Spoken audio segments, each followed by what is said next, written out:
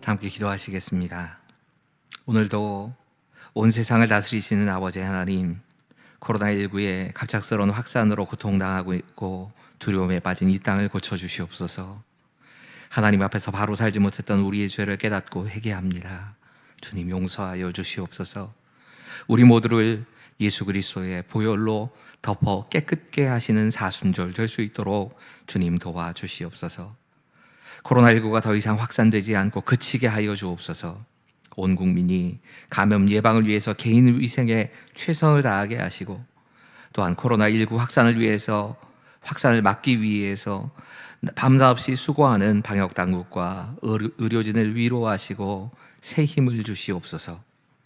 세계의 각 나라에도 코로나19가 확산되지 않고 그치게 하여 주시고, 전 세계의 지도자들이 지혜롭게 대처해서 각 나라의 이기적인 정책을 버리고 서로 협력하게 하여 주시옵소서. 인간의 무력함을 깨닫는 시간이 되게 하시고, 이 시간 회개하며 하나님 앞에 돌아오는 시간 되게 하여 주시옵소서. 이 시간에 혹시라도 우리가 다른 사람을 저주하지 않게 하시고, 결국 그 다른 사람을 저주한 것이 자신을 향하게 된다는 사실을 깨닫고 증오와 미움에서 벗어나게 하여 주시옵소서. 우리가 서로를 축복하는 그런 시간들을 보낼 수 있도록 우리 안에 역사하여 주시옵소서. 우리 구주 예수 그리스도의 이름으로 감사하며 기도하옵나이다. 아멘. 이 시간 우리에게 주시는 하나님 말씀은 창세기 43장 16절부터 34절의 말씀입니다. 창세기 43장 16절부터 34절의 말씀을 우리 한 절 한 절 교독하도록 하겠습니다. 제가 먼저 43장 16절 읽고 여러분이 17절 읽으시고 마지막 절은 함께 읽도록 하겠습니다. 요셉은 베냐민이 그들과 함께 있음을 보고 자기의 청지기에게 이르되 이 사람들을 집으로 인도해 드리고 짐승을 잡고 준비하라. 이 사람들이 정오에 나와 함께 먹을 것이니라. 청지기가 요셉의 명대로 하여 그 사람들을 요셉의 집으로 인도하니 그 사람들이 요셉의 집으로 인도하되 두려워하여 이르되 전번에 우리 자루에 들어있던 돈의 일로 우리가 끌려드는도다.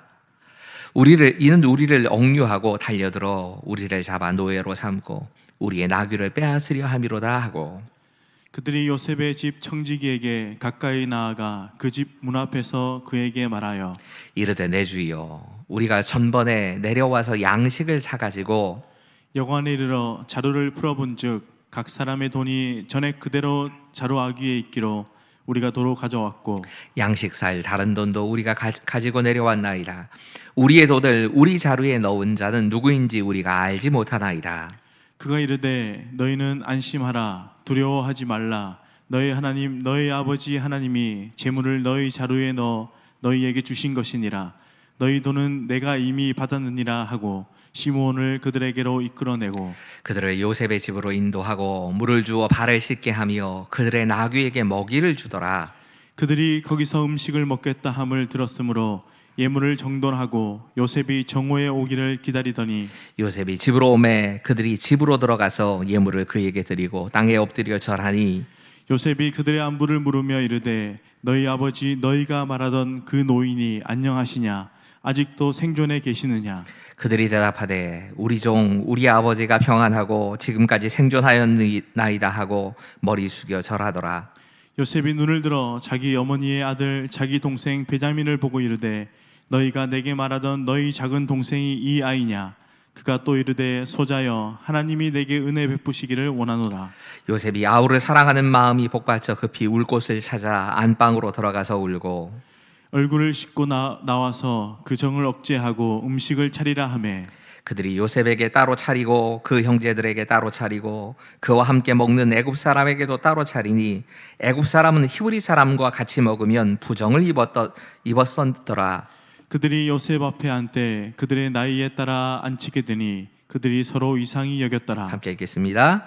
요셉이 자기 음식을 그들에게 주되 베냐민에게는 다른 사람보다 5배나 주매 그들이 마시며 요셉과 함께 즐거워하였더라. 아멘. 기도의 성자로 불리는 E.M. 바운즈의 글 가운데 이런 글이 있습니다.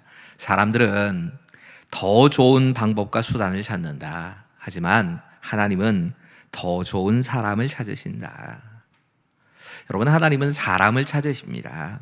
하나님의 방법은 사람입니다. 조금 심하게 말하자면 하나님은 사람이 준비되지 않으면 하나님의 일을 하지 않으시는 때도 있습니다. 그렇다면 생각을 좀 해봐야 합니다. 도대체 왜 하나님께서 사람을 그렇게 기다리고 찾고 계실까? 이거 좀 이상한 겁니다. 하나님은 전능하신 분이시기 때문에 하나님께서는 사람이 없이도 얼마든지 일하실 수 있습니다. 그럼에도 불구하고 꼭 사람을 기다리고 사람을 준비시켜서 그래서 하나님의 일들을 담당하게 하십니다. 도대체 그 이유가 뭘까? 내 손길을 담임하고 계시는 박지웅 목사님이 그 이유를 나름대로 이렇게 설명을 합니다. 좀 들어보십시오. 사람은 하나님의 영광을 담아내는 그릇입니다. 하나님의 영광을 담아낼 수 있는 그릇은 사람밖에 없습니다. 높은 산과 바다가 하나님의 영광을 비춰줄 수 있습니다. 대자연은 웅장한 모습으로 하나님의 영광을 비춰줍니다. 하지만 그것들은 어디까지나 하나님의 영광을 비춰주는 역할밖에 못합니다. 하나님의 영광과 임재를 머물게 할 그릇은 되지 못합니다. 하나님은 산과 바다와 함께 하시지 않습니다. 온전히 하나님과 동행하거나 교제할 수 있는 것은 사람을 통해서만 가능합니다.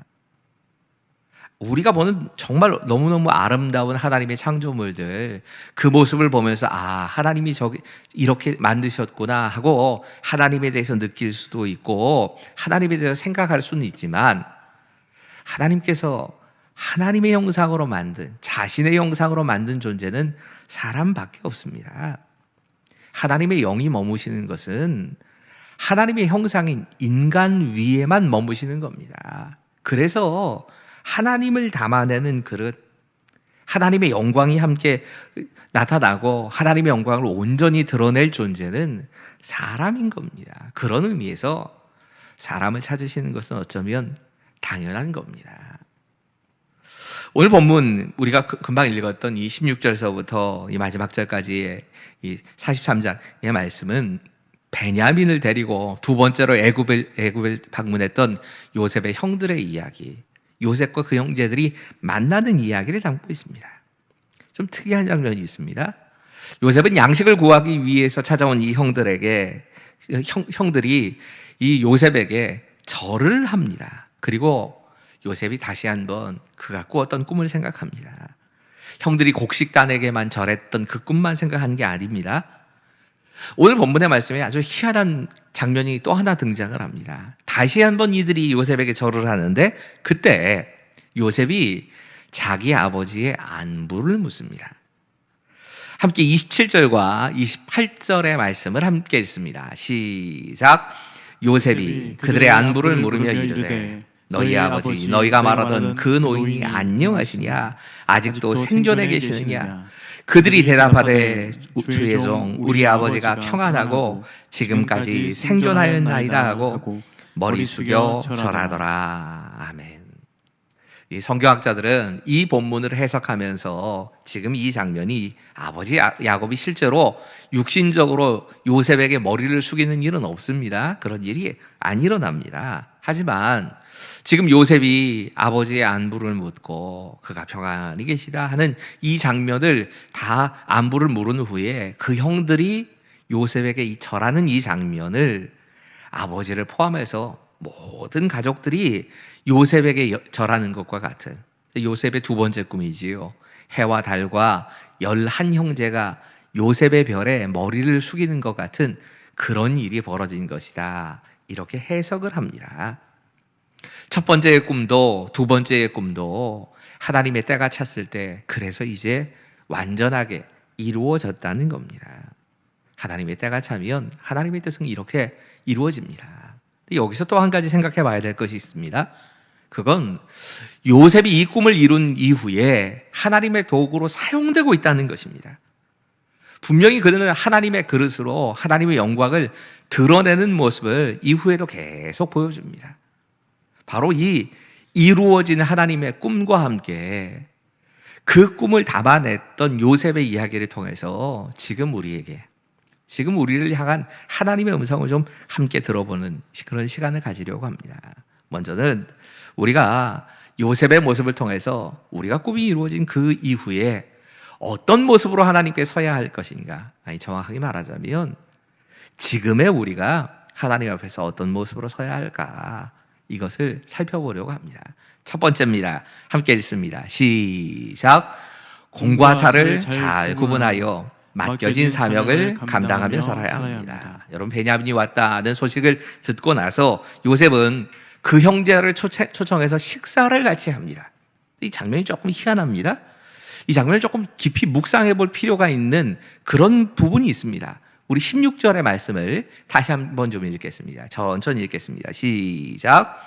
요셉은 베냐민이 그들과 함께 있음을 보고 자기의 청지기에게 이르되 이 사람들을 집으로 인도해 드리고 짐승을 잡고 준비하라. 이 사람들이 정오에 나와 함께 먹을 것이니라. 아멘. 이거 좀 이상한 장면이라고 하는 게, 형들과 베냐민을 알아봤다면 그들과 마음을 나누고 시험하고 뭐 이런 것들을 하든가, 아니면 또 뭐 다른 일들을 해야 되는데, 요셉이 정오까지 그 형제들을 자신의 집으로 데리고 들어가서 점심때가 되어야 식사를 같이 했다는 겁니다. 어떤 분들은 그렇게 생각을 합니다. 요셉이 이 형제들을 만나는 순간 감정적으로 도저히 추스릴 수가 없어서, 그래서 자신의 마음을 추스릴 시간이 필요했다, 생각을 정리할 시간이 필요했다. 하지만 이건 조금 이해가 안 되는 말입니다. 왜냐하면 적어도 그 형들이 이 곡식을 가져가서 자신의 곡식을 다 먹고 그리고 다시 애굽으로 올 동안, 이 기간 동안 충분한 시간이 있었습니다. 그 시간 동안 요셉은 형제들을 어떻게 대할지 다 준비를 했을 겁니다. 그런데 형들과 만나는 이 만남을 일부러 요셉이 미뤄둔 겁니다. 왜 그랬을까? 답은 간단합니다. 아직 그가 해야 될 일이 남아있기 때문입니다. 공무를 수행해야 될 시간이었기 때문에 그는 그 시간 동안 형제들을 만나지 않은 것뿐입니다. 공적인 업무를 하는 것과 자신이 정말 중요하게 생각하는 자신의 형제들을 만나는 것, 이 두 가지 사이에서 먼저는 지금 이 시간은 공적인 업무를 해야 되는 시간, 그리고 사적으로 가족을 만나는 시간은 사적으로 내가 개인적인 시간을 쓸 수 있는 시간, 그 시간으로 미뤄둔 겁니다. 여러분, 요셉 같은 사람은 사실 자신의 시간을 마음대로 자유롭게 사용할 수 있는 위치에 서 있습니다. 근데 종종 그런 위치에 서 있는 사람들이 자신의 마음대로 해도 된다는 생각 때문에 시간이 되었건 물질이 되었건 주변 사람들에게 덕을 끼치지 못할 때가 있습니다. 그런 경우들이 많이 있습니다. 주변의 사람들이 다 압니다. 우리가 빛으로 소금으로 살아내기 위해서 어쩌면 이 공과 사를 분명하게 구분하는 것이 필요합니다. 여러분, 이 일이 요셉에게 지금 이 순간만 있고 끝나는 게 아닙니다. 이후에도 요셉의 인생에는 계속 이런 일들이 벌어집니다. 가나안에 살고 있던 이 가족들을 애굽으로 이주시킵니다. 그 이주시킬 때에 요셉은 굳이 바로에게 허락을 받습니다. 사실 그 정도의 일이라면 사실상 바로를 제외하고는 최고의 권력자이던 요셉이 얼마든지 마음대로 처리해도 상관이 없는 일입니다. 요셉은 그렇게 하지 않습니다. 바로에게 상황을 이야기하고 허락을 받고, 그리고 그 바로의 명령을 받는 형식으로 이 일들을 합니다. 물론 평소에도 신임을 받고 있었기 때문에 바로가 넉넉하게 재물도 잘 준비하고 기구도 아끼지 말아라, 이렇게 얘기를 하면서 요셉의 평상시의 성격이 개인적인 일이라면 자기 걸 자꾸 아끼는 사람이었던 모양입니다. 그러다 보니까 바로가 흔쾌하게 이렇게 승낙을 합니다. 어떻든 결제를 받는 형식을 취하고 있는 겁니다. 가족들 데려온 이후에도 마찬가지입니다.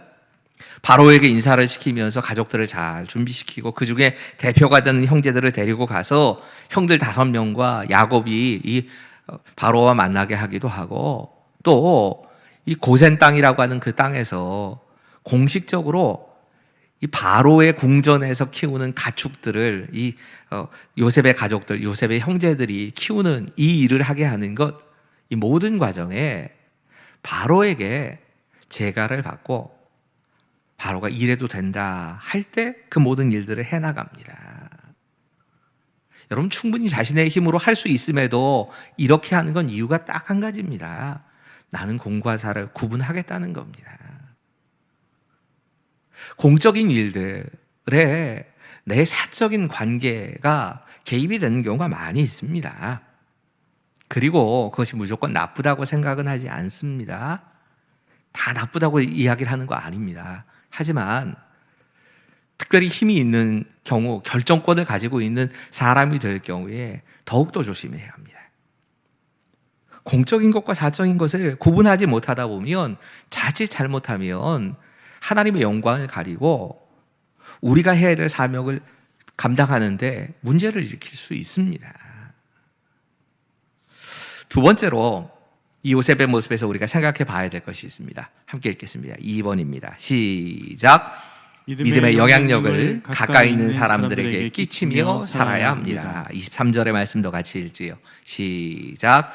그가 이르되 너희는 안심하라 두려워하지 말라 너희 하나님 너희 아버지의 하나님이 재물을 너희 자루에 넣어 너희에게 주신 것이니라 너희 돈은 내가 이미 받았느니라 하고 시몬을 그들에게로 이끌어내고. 여러분, 이게 대단한 신앙 고백 아닙니까? 지금 어떤 사람이 지금 격려하면서 안심하고 두려워하지 말아라 너희 하나님 너희 아버지께서 그 모든 일들을 행하신 것이다 이렇게 고백을 하는 겁니다. 그런데 이 고백을 하는 사람이 요셉이 아닙니다. 문제는 여기 있습니다. 이걸 자세히 읽다 보면 지금 형들이 요셉의 청지기에게 이전에 자신들이 양식을 사러 왔을 때 자루에 양식 가져간 그 자루에 자기들이 가져왔던 본래의 은이 그대로 들어가 있었다라고 하는 것을 청지기에게 고백합니다. 그래서 혹시라도 무슨 잘못된 착오가 있었을까봐 양식을 사러 오면서 이번에 양식 살 돈이랑 그다음에 그 전에 돈까지 다 갖고 왔다 이런 이야기를 하는 겁니다. 그 이야기를 들은 청지기가 나는 너희의 하나님이 그 일을 하신 것이지 너희 돈 다 받았어. 답을 이렇게 한 겁니다. 그리고 안심하라고 격려하고 있는 겁니다. 여러분, 이게 무슨 뜻일까 꼭 생각해 보셔야 합니다. 여러분, 이 말은 이 청지기에게도 신앙이 있었다는 얘기입니다. 여러분, 우리에게 신앙이 있는가 아닌가는 인생에 어떤 문제를 만났을 때 그것을 나의 눈으로만 보는가 아니면 하나님을 더하여 볼 수 있는가 이것이 결국 믿음입니다. 우리가 신앙생활을 한다 하지만 눈에 보이는 상황만을 볼 때가 많이 있지요. 그 외에는 아무것도 안 보입니다. 그렇다면 내게 믿음이 없는 겁니다. 근데 어떤 상황이든 그 상황에 하나님을 더하여 볼 수 있다면 그 사람은 믿음의 눈을 가지고 있는 겁니다. 이것이 우리의 믿음을 결정합니다. 시편 기자가 시편 121편 1절 2절에 이렇게 고백하지요. 내가 산을 향하여 눈을 들리라. 나의 도움이 어디서 올까? 나의 도움은 천지를 지으신 여호와에게서로다. 여러분, 이건 단지 무슨 암송하고 끝날 말씀이 아닙니다. 실제로 우리가 상황과 문제를 만날 때마다 이런 삶이 적용되어야 하는 겁니다. 어떤 상황에서든 도움이 필요한 상황에서만이 아니라 내 삶의 형편이 어떻든 상황이 어떻든지 간에 하나님께서 나와 함께 하시고 나를 도와주시고 내 곁에 계신 분이다. 이 사실을 계산에 넣고 사는 게 신앙입니다. 이것이 분명히 하나님께서 나와 함께 하신다고 하는 계산이 서면 우리는 모든 질문이 다 달라집니다. 지금 이 순간 하나님께서 원하시는 것이 무엇일까? 하나님이 지금 나를 통해 이루려고 하시는 일이 무엇일까? 우리 그것을 묻게 됩니다. 요셉의 청지기는 이런 하나님의 눈을 가지고 대답하고 있는 겁니다. 이 말은 결국엔 요셉이 단순히 자기 혼자서 신앙을 가진 사람으로 끝난 게 아니었다는 겁니다. 여러분, 이 말이 요셉과 그 청지기가 짜고 하는 말 아닙니다. 뒤에 이 요셉이 자신의 형제들이고 자신의 그 부모라 하는 사실을 알릴 때 주변에 있던 모든 사람들이 놀랍니다. 아무도 몰랐다는 겁니다. 요셉 자기만 알고 있었던 겁니다. 그렇다면 지금 청지기는 자기의 신앙을 가지고 신앙 고백을 한 겁니다. 요셉은 자기 혼자가 아니라 주변에 있는 많은 사람들에게도 신앙에 영향력을 끼치며 사는 사람이었던 겁니다. 이게 우리가 가져야 될 신앙의 자세이기도 합니다. 여러분, 코로나19라고 하는 어려움을 당하는 이 기간 동안에 가정에서 예배를 드릴 수밖에 없는 이 순간이 오히려 우리 부모가 자녀에게 예배가 무엇인지 함께 하나님의 말씀을 나누고 신앙을 키워줄 수 있는 귀한 기회로 삼으시면서 나 혼자 믿는 것이 아니라 이제는 내 가족들에게도 하나님이 원하시는 그 모습, 신앙에 영향력을 끼치는 귀한 시간이 되시길 바랍니다. 세 번째, 예물이 아니라 사람에게 관심을 가져야 합니다. 우리 함께 26절과 27절의 말씀을 읽습니다. 함께 읽지요. 시작. 요셉이 집으로 오매 그들이 집으로 들어가서 예물을 그에게 드리고 땅에 엎드려 절하니 요셉이 그들의 안부를 물으며 이르되 너희 아버지가 너희가 말하던 그 노인이 안녕하시냐? 아직도 생존해 계시느냐? 여러분, 이 요셉의 앞에 형들이 가지고 온 예물이 있었습니다. 꿀이나 향품이나 모략이나 유향이나 가나안에 있는 그 아버지가 생각하기에 이건 높은 사람들에게 가져다 주면 좋을 것이다 생각하는 이 특산품들을 가지고 가서 예물로 드린 겁니다. 요셉은 이 예물에 관심이 없습니다. 여러분, 이 예물이 귀중한 것이기 때문에도 관심을 가질만 합니다. 근데 또 한편 생각해 보면 이 예물들이 요셉에게는 고향을 생각하게 하는 물건들입니다. 어린 시절에 자신이 맛보고 자신이 즐겨보았던 그게 그 눈앞에 펼쳐져 있는 겁니다. 추억이 담긴 물건들입니다. 여러분, 이 물건들이 그의 눈앞에 드러났을 때 요셉은 그 예물에 전혀 관심을 보이지 않습니다. 추억에 젖어 있지 않았습니다. 요셉의 관심은 온통 지금 눈앞에 있는 베냐민, 그리고 지금 눈앞에는 없지만 그가 누구보다 사랑했어요. 그 아버지 야곱에 대한 소식만 궁금한 겁니다.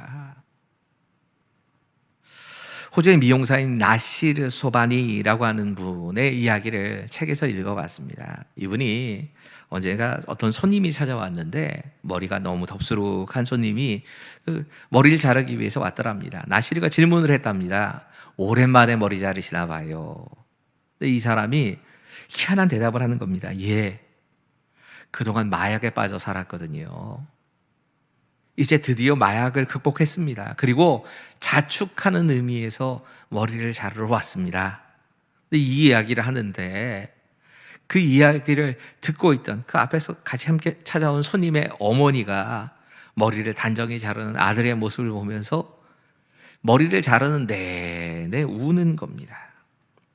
이 모습을 바라보다가 나시르가 자신도 젊은 날에 약물에 빠져서 그렇게 방황하던 시절 자신의 모습이 떠오른 겁니다. 그리고 또 한 가지가 깨달아지는데 어떤 사람들에게는 이 머리를 자르는 자신에게 그냥 너무 당연한 일상적인 일이라고 생각했던 그 일이 소망이 되는 일이 될 수도 있겠다. 그 사람의 인생에 영향을 끼치는 일이 될 수도 있겠다.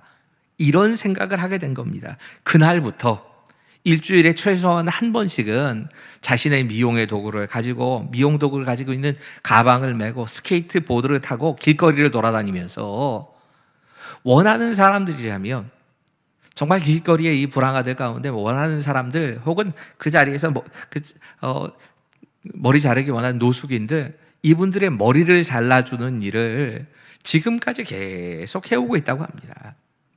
몇 년을 거르지 않고 계속 한답니다. 같은 일이라도 그 대상이나 그 마음이 바뀌면 모든 것이 달라지는구나 하는 마음을 가지고 일하게 된 겁니다. 이전에는 직업으로 생각하고 머리를 잘라주는 일이었지만 이제 이 사람들을 향하여서 봉사하면서 머리를 자르는 일은 그들에게 소망을 주는 일이 된 겁니다. 여러분, 하나님께서는 우리가 그냥 어떤 사역, 어떤 일, 그 자체에만 머무는 걸 원치 않으십니다. 그 일을 통해서 어떻게 사람을 세우고 어떻게 사람을 격려하는가. 하나님의 관심은 사람에게 있습니다. 하나님은 우리의 영혼에 관심이 있으시고 우리 한 사람에게 관심이 있으십니다. 이건 우리의 관심도 그래야 된다는 말입니다. 나의 관심은 하나님의 관심과 같은가? 내 관심이 혹시 일과 물질에만 있는가? 아니면 사람에게 있는가? 요셉을 통해 우린 이걸 점검해 봐야 합니다. 요셉의 이야기를 통해서 우리가 찾아야 될 마지막 메시지는 이것입니다. 함께 읽습니다. 시작. 하나님의 뜻이 이루어지기까지 자신의 감정을 잘 조절하십시오. 오늘 30절과 31절 제가 읽습니다. 요셉이 아우를 사랑하는 마음이 복받쳐 급히 울 곳을 찾아 안방으로 들어가서 울고 얼굴을 씻고 나와서 그 정을 억제하고 음식을 차리라 하매. 동생 베냐민의 모습을 보고 아버지 소식을 다 듣게 되자 요셉이 감정을 절제할 수가 없게 된 겁니다. 그래서 감정을 주체하지 못하고 안방으로 들어가서 울음을 터뜨린 겁니다. 여러분, 요셉은 굉장히 감성적인 사람이었다는 걸 우리가 쉽게 알 수 있습니다. 그리고 하나님이 이 모습을 싫어하지 않으셨습니다. 창세기 37장서부터 요셉의 이야기가 시작되는데 50장까지 이르는 동안 요셉이 우는 장면만 7번 나옵니다. 7번이나 성경에 기록될 만큼 우는 사람 요셉의 모습을 하나님이 성경에 일부러 보여주신 겁니다. 여러분, 하나님의 사람들의 특징 가운데 하나가 눈물이 많다는 겁니다. 절대로 흠이 아닙니다. 눈물이 많다는 건 흠이 아닙니다. 그 눈물이 때로는 하나님과 사람을 움직이기도 합니다. 요셉은 감동할 때는 감동할 줄 아는 사람이었고 슬퍼할 때는 슬퍼할 줄 아는 사람이었습니다. 이 말은 요셉의 감정이 때로는 분노로 치달을 수도 있고 요셉이 때로는 싫어하는 사람도 생길 수 있는 아주 인간적인 사람이었다는 걸 얘기한 겁니다. 그런데 그보다 더 중요한 건 요셉이 정에 매여서 산 건 아니라는 겁니다. 요셉은 이 형제들에게 하나님께서 아직 이루셔야 될 일이 있다는 걸 알았습니다. 그래서 얼굴을 씻고 나와서 다시 자신이 해야 될 일에 집중합니다.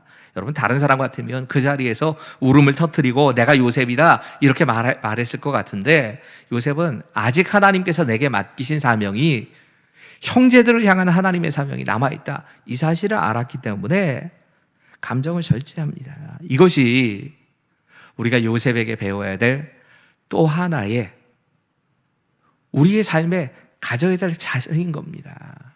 자신을 절제하고 감정을 절제하고 하나님의 뜻을 구하는 겁니다. 20세기 초반에 미국의 메이저리그의 이 보스턴 야구 경기장에서 있었던 일이랍니다. 시즌이 시작되기 전에 연습 시합이 여러 팀들이 이렇게 함께 연습 시합을 하는데 당시의 상대팀인 볼티모어 오리올스의 투수인 존 맥그로우라고 하는 선수가 계속 잘 공을 던지다가 공이 미끄러져 가지고 약간 좀 공이 미끄러졌는지 사람의 상대편 타자의 머리 쪽으로 공을 던지고 말았답니다. 요즘이야 머리 쪽으로 이렇게 빠른 볼을 던지면은 즉시 퇴장을 당합니다. 근데 여긴 20세기 초입니다. 그러니까 20세기 초의 일이기 때문에 그게 큰 문제로 생각을 안 하던 시절이었습니다. 게다가 빠른 볼도 아니었기 때문에 상대편도 내가 실수라는 걸 알 거다 생각을 하고 별다른 제스처를 취하지 않고 그리고 그냥 투구를 이어갔답니다. 근데 갑자기 타자가 흥분을 한 겁니다. 방망이를 던져놓고 마운드로 막 갔답니다. 이 모습을 보고 당연히 다 그러니까 이 양쪽에 덕아웃에 있던 코치, 선수 다 나와가지고 갑자기 패싸움이 일어났는데 이 모습을 보고 있다가 관중석에 있는 사람들까지 누가 옳다, 누가 그러다가 싸움이 그 상대편 관중하고 벌어진 겁니다. 순식간에 엉망진창이 된 이 경기장의 상황이 벌어졌고, 이렇게 싸우다가 싸움이 다른 데까지 번져나가고 야구장에서 누군가 불을 질러버린 겁니다. 불을 질러서 이 불을 지른 게 야구장을 다 태우고, 그것도 모자라서 보스턴 지역에 있는 100여 개에 가까운 건물을 다 태워버렸답니다. 사실 기가 막힌 상황 아닙니까? 아무리 중요한 경기라고 해도 아직 정식 경기가 시작되기 전에 연습 경기인데, 그 연습 경기에 승패에 연연해서 이 투수가 던진 빈볼 하나 때문에 싸운다. 싸울 수야 있겠지요. 근데 거기에서 더 나아가서 불을 지르고, 그 불 지른 것 때문에 100여 채에 가까운 건물이 다 타버렸다. 이건 말도 안 되는 일이지요. 우리가 순간적으로 우리의 감정을 절제하지 못하면 이런 일이 벌어질 수도 있습니다. 사소한 일입니다. 사소한 분노입니다.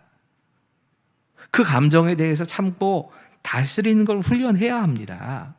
그러지 않으면 그 결과가 어떻게 번져나갈지 우리는 알지 못하는 겁니다. 늘 말씀드리지만 감정은 선한 것도 아니고 악한 것도 아닙니다. 감정 그 자체가 차올라온다고 해서 그것이 내가 죄를 짓는 건 아닙니다. 하지만 감정은 절제해야 하는 것입니다. 그것이 하나님의 뜻입니다. 감정을 다스리지 못하면 그 감정이 사단에게 얼마든지 사용될 수 있습니다. 오늘 요셉의 모습에게서 오늘 우리를 향한 우리의 삶을 돌아보는 메시지를 찾으려고 합니다.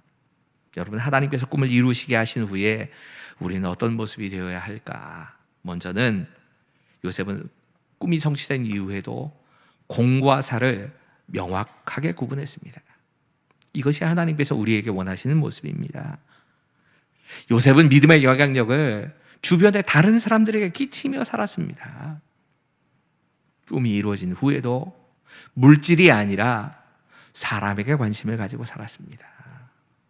무엇보다 요셉에게 배워야 될 것이 있다면 자기 감정을 하나님의 뜻보다 더 위에다 두지 않았습니다. 아니, 자신의 감정마저도 하나님의 뜻을 이루기 위해서 잘 사용하고 통제할 줄 알았습니다. 이것이 지금 우리를 향해서 주시는 하나님 말씀입니다. 기도하시지요. 하나님, 지금 이 시간 요셉에게서 배워야 할 이 모습이 우리의 삶에도 나타날 수 있도록 주님 도와주시옵소서. 어쩌면 정말 가장 가까이에서 우리 가족들과 함께 보내는 시간이 많은 지금 이 순간에 요셉에게 배운 이 삶의 태도가 그대로 잘 적용될 수 있도록 주님 도와주시옵소서. 공과 사를 잘 구분하며 살 수 있도록 도와주시고 맡겨진 일에 충성을 다하게 하여 주옵소서. 지금 이 때가 오히려 믿음의 영향력을 다른 사람에게 끼칠 수 있는 때인 것을 기억하게 하시고 그런 귀한 기회로 이 시간들을 보내게 하여 주시옵소서. 물질이 아니라, 사건이 아니라, 하는 말이나 행동이 아니라 사람에게 관심을 가지며 살게 해주시고 우리의 감정을 하나님의 뜻을 이루는데 잘 사용하고 통제하게 하여 주시옵소서. 그렇게 우리 주님께서 함께 하실 것을 믿으며 예수님의 이름으로 감사하며 기도하옵나이다. 아멘. 교회 소식입니다. 사순절기를 보내고 있습니다. 예수님을 깊이 생각하시는 은혜의 시간이 되시기를 바랍니다. 돌아오는 주일을 포함해서 21일까지 온라인으로 예배를 드립니다. 곤지암교회 홈페이지를 통해서 영상을 시청하실 수 있습니다. 유튜브에서 곤지암교회를 치시면 영상을 시청하실 수 있습니다. 예배의 자리를 포기하지 마시고 계신 그곳에서 하나님의 은혜를 경험하시기를 바랍니다. 주기도문 하시겠습니다.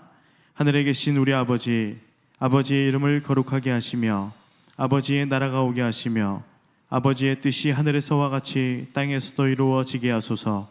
오늘 우리에게 일용할 양식을 주시고 우리가 우리에게 잘못한 사람을 용서하여 준 것 같이 우리 죄를 용서하여 주시고 우리를 시험에 빠지지 않게 하시고 악에서 구하소서.